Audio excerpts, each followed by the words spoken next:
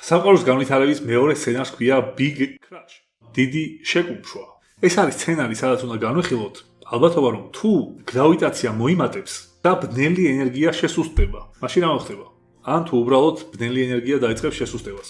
გრავიტაცია პირდაპირ პროპორციულად მოიმატებდა. შესაბამისად, სამყარო გაფართოება შეწყვეტს და დაიწყებს შეკუმშვას.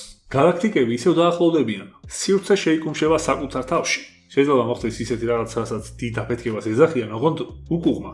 ბურთს როცა მაღლა აგდებ, ის ხომ მაინც ქვემოთ ვარდება. ან სამყარო იწელება და ბოლოს უკან გამოიწელება. ეს არის მეორე სცენარი, თუ ბნელი ენერგია დაიწყებს შესუსტებას. ჩვენ ცხოვრობს რეალობაში, რომელიც აღწერას ექვემდებარება რაღაცნაირად. ბნელ ენერგიას თან ლაბორატორიულად ვერ აღმოაჩენთ. და საერთოდ რომ იცოდეთ, ბნელი ენერგია მას შემდეგ აღმოაჩინეთ, რაც კოსმოლოგია განვითარდა. რადგან მხოლოდ დიდ მასშტაბებზე ხედავ მის ეფექტს. ბნელი ენერგიის არსებობა იმით დასტურდება, თუ როგორ ექცევიან კოსმოსური ობიექტები ერთმანეთს. საერთოდ 90-იან წლების ბოლოს 98-99 წლებში იქნა აღმოჩენილი. რაც იყო ჰაბლის 1929 წლის აღმოჩენის ფაქტობრივად დადასტურება. კიდევ უნდა ვიცოდეთ ასეთი რამე.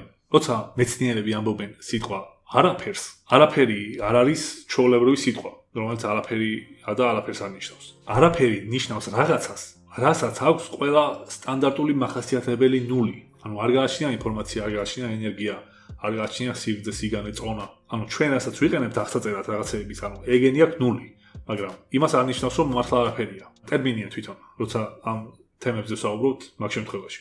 ეგეთი ტერმინია სიცარიელიც. სიცარიელი არის ტერმინი, რომელიც ნიშნავს, რომ სადაც ვამბობთ, რომ არის სიცარიელი, იქ არ არის არც მატერია და არც რადიაცია. მეცნიერების მიერ განმარტებულ სიცარიელეში ბნელი ენერგია დიდი ალბათობით არსებობს და შეიძლება არსებობდეს. რადგან ეს სიტყვა როგორ არის? ეხლა თქვენ რომ აიღოთ რამე ყუთი და მაქსიმალურად დააცარიელოთ, მაინც ვერ დააცარიელებთ, იმიტომ რომ ბნელი ენერგია მაინც იქნება.